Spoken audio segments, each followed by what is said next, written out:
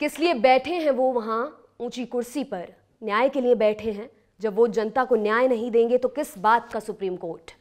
ये कहना है उस पिता का जो 10 साल पहले अपनी बेटी को खो चुके हैं और जिन 3 लोगों की वजह से ऐसा हुआ उन्हें देश की सर्वोच्च अदालत ने हाल ही में बरी कर दिया। पूरा मामला आपको बताते हैं। साल 2012, दिल्ली का छावला इलाका। एक 19 साल की लड़की अपने काम पर जाने के लिए निकली, देर शाम तक घर नहीं लौटी।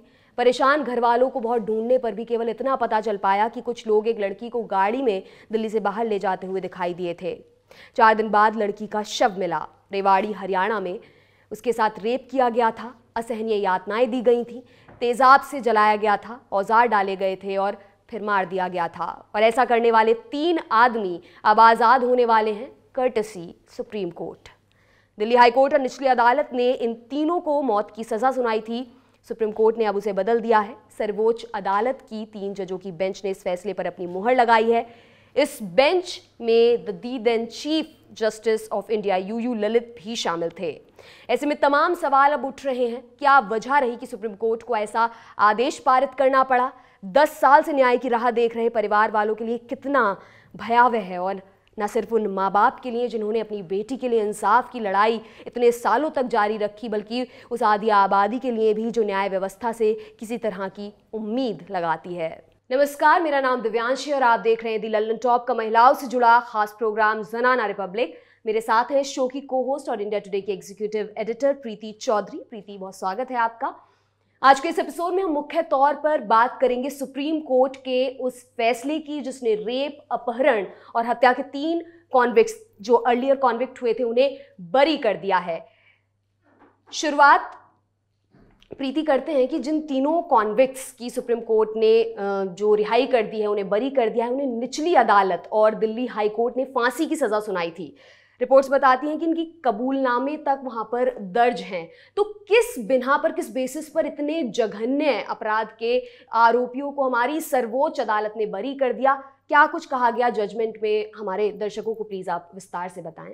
क्योंकि मैं जजमेंट कॉपी अभी पढ़ी रही थी दिवांशी। कहते हैं ना कि मतलब कोई केसेस होते हैं जो बिल्कुल झंझोड़ देते हैं। अगर आप छावला गैंग रेप केस की बात करें, बहुत सारे लोग हैं, क्योंकि लड़की का नाम जो पेरेंट्स हैं वो खुद ही ले रहे हैं, और हैशटैग जस्टिस फॉर जो लड़की का नाम है वो चल रहा है बहुत बार।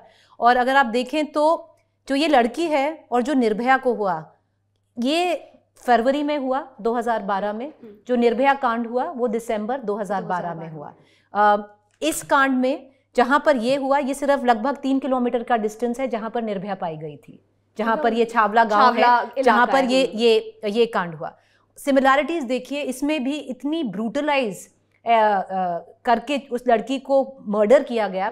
सर पे उसके, क्योंकि मैं अभी बैठ के देख रही थी, जो तीनों जो अक्यूज्ड हैं उनका वीडियो है 2012 का, जो बता रहे हैं कि उन्होंने क्या क्या किया। पुलिस का वीडियो है और ये हमारे पास ये वीडियो है और मैं देख रही थी और मैं शॉक्ड हूँ दिवांशी। जैसे वो एक वो लेके जा रहे हैं जहां पर बॉडी है, वो बॉडी दिख रही है आपको, और ये बता रहे हैं कि पहले हमने इसका सर फोड़ा, फिर हमने उसके आंखों में एसिड डाला गया, उसके फेस को जो मोटरसाइकिल का साइलेंसर होता है उससे जलाया गया, गैंग रेप किया गया, मर्डर किया गया। जो उसके प्राइवेट पार्ट्स हैं, वजाइना है, उसमें बियर बॉटल के पीसेस पाए गए हैं।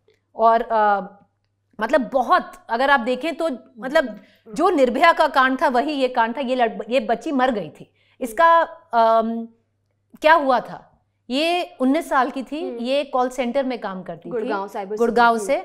एक ड्राइवर था जो इसके पीछे पड़ा हुआ था, जो कहते हैं ना बार बार के अरे उसको और मैंने वो देखा है उसका एडमिट कि मैं उसको बार बार प्रपोज कर रहा था और उसने माना नहीं, रिजेक्ट किया, कि वो लड़की ने बार बार उसको रिजेक्ट किया। और फिर उसके थोड़े दिन बाद ये लड़का 2 और अपने जो इसके सहयोगी थे इसको किडनैप किया और इसके साथ, और ये पूरा डिटेल में ये बता रहे हैं। तो ये सर्कमस्टेंशियल एविडेंस है। पर अगर आप जजमेंट कॉपी पढ़ेंगे तो मैं जजेस को ब्लेम नहीं करती हूँ। जो सुप्रीम कोर्ट के जो 3 जजेस हैं जिन्होंने अभी छोड़ा है पद, यूयू ललित, ये भी उसके पार्ट थे। और अगर आप जजमेंट कॉपी देखें तो आपको मतलब उन्होंने ये भी लिख रखा है कि देखिए जो हमारी जजमेंट है कि हम इन्हें छोड़ रहे हैं, हम इन्हें एक्विट कर रहे हैं, इनको रिहाई दे रहे हैं, ये समाज को झंझोड़ देगा, ये गलत मैसेज देगा। नहीं, ये बोला है कि ये समाज को झंझोड़ देगा। एक वेव जाएगी ऑफ एग्नी कि बिल्कुल ही बर्बरता कि आप क्या कर सकते हो, और बिल्कुल फ्रस्ट्रेशन और गुस्सा, ये जाएगा, इस मैसेज जाएगा इसमें। पर हम क्या करें, हम सिर्फ क्योंकि जो मॉरल प्रेशर है उसके आधार पर, हाँ उसके आधार पर जो हमको लगता है कि सही करना चाहिए, उसके आधार पर हम इसे अपहोल्ड नहीं कर सकते, क्योंकि इसमें बहुत सारे लैप्सेस हैं। लैप्सेस मतलब बहुत सारे जो इन्वेस्टिगेशन जब की गई उसमें बहुत सारी चीजें हैं जो बंद नहीं रही हैं। they termed it glaring lapses कि बहुत ऐसे इतने ज्यादा लैप्सेस हैं कि उस बिना पर हम इनको अक्विट नहीं कर सकते। उन्होंने एक चीज उसमें मतलब one of the most glaring, सबसे बड़ा जो चूक दिल्ली पुलिस की इसमें रही है कि उन्होंने जो सैंपल लिए, जो मौका वारदात से जो डीएनए सैंपल्स लिए, वो 13 दिन तक उनके मालखाने में पड़े रह गए ही नहीं, और उसके बाद गए तो तब तक तो मतलब कुछ पता ही नहीं चलता है उसका। फिर आइडेंटिफिकेशन परेड नहीं हुई जो विटनेसेस के सामने। मतलब अगर आप देखें तो बस कह रहे, सुप्रीम कोर्ट का कहना था कि हम सिर्फ सर्कमस्टेंशियल एविडेंस के ऊपर इनको सजाए मौत नहीं दे सकते, केस ही नहीं है। पर सुप्रीम कोर्ट ने फिर ये भी बोला है, उन्होंने जो 3 जज हैं उन्होंने ये भी बोला है, देखिए रिव्यू कर सकते हैं, पर सबसे बड़ी इसमें है कि आप री इन्वेस्टिगेट भी कर सकते हैं केस को। चाहे ये 2012 का केस है, इसको फिर री इन्वेस्टिगेट कर सकते हैं। मुझे नहीं लगता इनको अभी सजाए मौत होगी, पर अगर री इन्वेस्टिगेशन होता है, रिव्यू पिटीशन डलता है, देखिए क्या होता है। पर एक और सवाल उठता है प्रीति कि 7 सालों तक ये पड़ा रहा है, सुप्रीम कोर्ट में लंबित रहा ये मामला। उसके बाद मैं एक रिपोर्ट सुन रही थी, जो वकील हैं इसमें चारू खन्ना, उनका, कि हमने कहा, थोड़ा जोर दिया, उसके बाद इस पर जो फैसला आया बिल्कुल शॉकिंग है हमारे लिए। लेकिन इतना डिले क्यों? इतना जब कुछ सब कुछ हो गया था, क्या हमारे हाई कोर्ट में हमें विश्वास नहीं होना चाहिए? क्या हमारे लोअर कोर्ट्स में हमें विश्वास नहीं होना चाहिए? आप क्या कहना चाहेंगे इस पर? देखिए, कोर्ट कम है, पुलिस अफसर कम है, सभी कुछ कम है। और अगर मैं कल ही जैसे जो नीरज कुमार है, मैं उनसे बहुत लंबी बात हुई है। नीरज कुमार अगर आप जाने तो जब निर्भया कांड हुआ था वो दिल्ली के पुलिस कमिश्नर थे उस वक्त, तो मैं उन्हीं से बात कर रही थी, तो उन्होंने मुझे डिटेल में यही समझाया था, देखिए ऐसे कम है, अफसर बहुत कम है। और इसमें क्या होता है, जैसे कोर्ट में भी मतलब आपको ही पता है कैसे तारीख पे तारीख, मतलब जो टीवी का डायलॉग है वही चलता आ रहा है। निर्भया कांड ही देख लीजिए, जो 10 साल में जो उनको सजाए मौत दी गई और फिर फांसी की सजा दी गई, इसको हमारे क्रिमिनल जस्टिस में सबसे स्पीडीएस्ट केस माना जाता है। 10 साल तभी भी लगे हैं, और इसको एक सबसे ज्यादा कि इतना जल्दी ये केस हुआ ये माना जाता है। पर मुझे ये लगता है कि ये जो छावला कांड है, ये वो चीजें एक्सपोज करता है, कहते हैं अंग्रेजी में जो अंडर बेली होती है इंडिया की क्रिमिनल जस्टिस की, या इनजस्टिस मान लीजिए, जस्टिस तो छोड़िए, वो पूरा एक्सपोज करता है। क्योंकि अगर आप देखें, इसके बाद मैंने स्वाति मालीवाल, क्योंकि मैं बहुत इंट्रीग्ड हूं, क्योंकि आपने जैसे बताया कि मुझे ही नहीं याद, देखिए मुझे देवांशी ने बताया कि 2014 में मैंने ये केस कवर किया था, कोई न्यूज क्लिप इन्होंने देखी, मुझे याद नहीं है, पर मुझे पता नहीं कोई ये केस इतना ज्यादा स्ट्रांग लगा, तो मैं स्वाति मालीवाल जो DCW की हेड है, दिल्ली कमीशन ऑफ वुमेन की चीफ है, उनसे भी बात कर रही थी देवांशी, और मैंने उनसे पूछा कि ऐसे कितने और केसेस हैं कि आप सीमन सैंपल ले लीजिए, DNA सैंपल ले लीजिए, बाकी सारा सैंपल ले लीजिए, पर उनके मालखाने में दो महीने तक पड़े रहते हैं ये सैंपल। और उन्होंने कोई लैब ही नहीं बताया होगा अभी, प्रीत विहार वाला, हाँ लैब ही नहीं है। तो ये मतलब इतना कंट्राइव्ड है, इतना ज्यादा अगर आप देखें, और मुझे मतलब आपको इतना फ्रस्ट्रेट कर देता है कि ये कैसा मैसेज जा रहा है। तो इतनी, ये मैं उनकी ही एक और क्लिप देख रही थी कि उन्होंने वो बेहद गुस्से में उसमें नजर आ रही थी, और बिल्कुल वाजिब है ऐसा होना, क्योंकि she is heading Delhi commission for women, और जिम्मेदारियां होती हैं। एक क्या मैसेजिंग इस पूरे फैसले से जा रही है। ये तो ऐसा है कि आप क्राइम करते रहो, अपराधी तो इससे बढ़ेंगे ही, अपराध बढ़ेंगे इससे, और जो विक्टिम हैं, जो न्याय की उम्मीद लगाकर बैठे हुए हैं, उनका कुछ नहीं होने वाला। जैसे कि लोग कहते भी हैं कि अगर आप जाते हैं पुलिस के पास, जब जाते हैं जुडिशरी के पास, तो कहते हैं अरे मत पड़ो इन पचड़ों में, वैसे ही कुछ नहीं होने वाला है। तो ये और स्ट्रॉन्ग मैसेजिंग आई थिंक जाएगी आगे। प्रीति, आप बता रही थी कि आपने जो विक्टिम हैं उनके माँ बाप से भी बात की, तो मुझे पता है बहुत ही शॉकिंग है उनके लिए भी, पर वो क्या इस समय महसूस करें, कुछ हमारे दर्शकों को अगर आप बता सकें। 2014 में अगर मतलब जो न्यूज क्लिप्स हैं अगर आप देखें तो बहुत खुश थे, हाँ, जो उनके पेरेंट्स थे, जो इस लड़की के पेरेंट्स थे, मतलब खुश तो क्या होंगे, पर उनको लगा था उनको जस्टिस मिल गया है, कि कम से कम कुछ तो हुआ है। अगर अब मैं थोड़ा 10 साल बाद 2014 मान लीजिए 8 साल हो गए, केस को 10 साल हो गए। जो सजाए मौत दी गई थी वो 2014 में हाई कोर्ट ने अपहोल्ड की थी। अगर उसकी बात कर ले तो मुझे लगता है अब हाई कोर्ट ने ये मॉरल प्रेशर से ही दिया होगा, क्योंकि निर्भया का कांड 2012 में हुआ था। ये उतना ही हीनस था, अगर माने उतना ही दर्दनाक, उतना ही दहशतगर्दी का इसमें जो हुआ था इस लड़की के साथ। तो मुझे लगता है क्योंकि 2012 का निर्भया कांड का प्रेशर था, तो 2014 में बिल्कुल वैसा ही केस, चाहे सर्कमस्टेंशियल एविडेंस पे हो, हाई कोर्ट ने अपहोल्ड कर दिया था। अब सुप्रीम कोर्ट ने इसको पूरे फैक्ट्स पे देखा है, जो मेरिट्स हैं केस के उसको देखा है, और उन्होंने देखा है, उन्होंने साफ बोला है कि चाहे हम कितना ही मॉरली हमें लगे कि हमें करना चाहिए, हम कर नहीं पा रहे हैं क्योंकि इसमें फैक्ट्स ही नहीं है। तो जब मेरी अब बात हुई है, जो उसके पेरेंट्स हैं ना देवांशी, जो इस लड़की के पेरेंट्स हैं, बहुत एक छोटे गांव से आते हैं, उत्तराखंड के बहुत छोटे गांव से आते हैं। उन्होंने 10 साल लगा लीजिए, अगर आपके ऊपर कोई मतलब इतना बड़ा लाइमलाइट ना हो जैसे निर्भया कांड पे थी, तो आपकी लड़ाई कैसे जाती है, क्योंकि जो आप अपने लॉयर्स करते हैं, आर्थिक मदद आपको कहाँ से मिलती है, ज्यादा नहीं मिलती है। जो उत्तराखंड सरकार है कहते हैं उनसे थोड़ी थोड़ी आई थी, उसके बाद बंद हो गई, पर उन्होंने ये केस जारी रखा सुप्रीम कोर्ट तक। हर सुनवाई देख लीजिए कितनी सुनवाई होंगी 7 साल में। मैं जब आपकी क्लिप देख रही थी प्रीति, उसमें आप 2014 में थे और you were talking to the parents. 82 तारीख आ चुकी थी 2 सालों में। देखिए, तो आप अंदाजा लगा सकते हैं। आप अंदाजा लगा सकते हैं।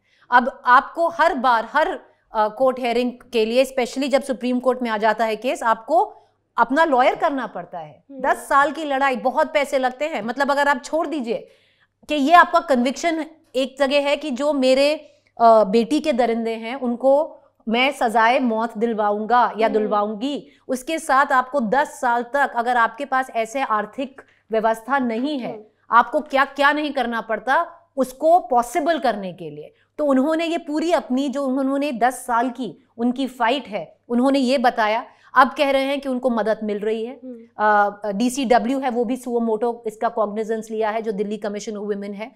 थोड़े और NGO हैं जो आके उनको उनका हाथ बांधा है कि चलिए हम मतलब पकड़ा है कि हम लॉयर करेंगे, आगे हम रिव्यू पिटिशन फाइल करेंगे। क्योंकि एक समय आ जाता है कि जब आप गिव अप कर देते हो, क्योंकि 10 साल हो गए हैं। अब उन्होंने इतनी लंबी लड़ाई लड़ी है कि अब जो सुप्रीम कोर्ट है उन्होंने ये फैसला दे दिया, थोड़े टूटते गए हैं कि अब फायदा क्या है, हमने इतनी लंबी लड़ाई लड़ी है, अब इसका क्या फायदा है कि इधर जाकर इनको रिहा कर दिया गया। जो हाईएस्ट अथॉरिटी है, हमें जिस पर सबसे ज़्यादा विश्वास होता है, मैं एक और उनकी ही वीडियो देख रही थी, उनके जो पिता हैं, और उन्होंने यही कहा कि वो गुस्सा में समझ सकती थी, वो भावनाएं में समझ सकती थी कि इन जजेस को इनाम देना चाहिए कि उन्होंने हमारा कोई दुख दर्द नहीं समझा।